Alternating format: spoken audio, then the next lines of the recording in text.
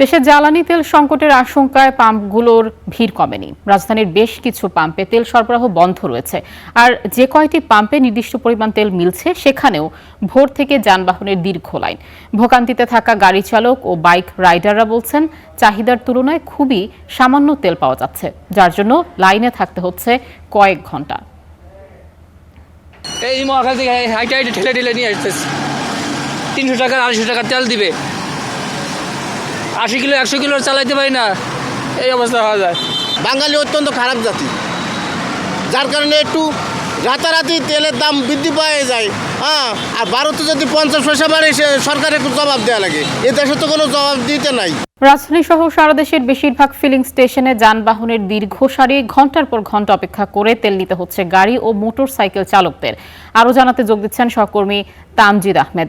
তামজিদ, নিশ্চয়ই শুনতে পাচ্ছেন আমাকে। আপনি এখন কোন এলাকার ফিলিং স্টেশনে আছেন? সেখানকার পরিস্থিতি কেমন দেখছেন? ভিড় কেমন? এবং আমরা তো ইতিমধ্যে জেনেছি যে বাইক শেয়ার যারা করে রাইডাররা, তারা তো 5 লিটার পর্যন্ত তেল নিতে পারবে। সে ব্যাপারে কি তথ্য আছে আপনার কাছে?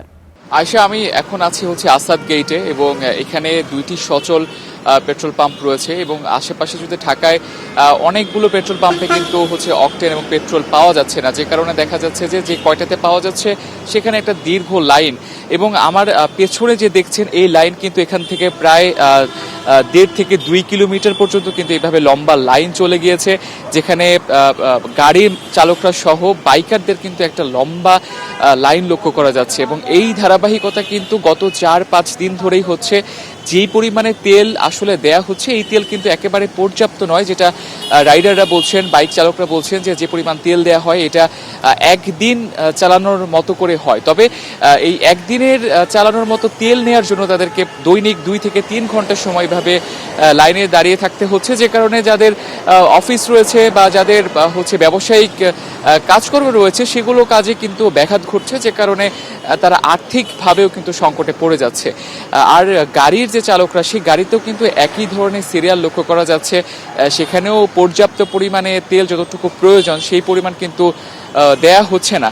এর পাশাপাশি যেটা সমস্যাটা সব থেকে বড় আকার ধারণ করেছে, যেটা বড় গাড়ি বা যে ছোট গাড়ি রয়েছে, যেখানে ছোট গাড়িতে তেল কম লাগে বাট বড় গাড়িগুলোতে তেলের পরিমাণটা কিন্তু বেশি লাগে। তবে সব কিছুই কিন্তু একই পরিমাণে তেল সব গাড়ির জন্য, সব বাইকের জন্য একই পরিমাণ তেল দেওয়া হচ্ছে, যে কারণে একটা সমস্যা কিন্তু লক্ষ্য করা যাচ্ছে।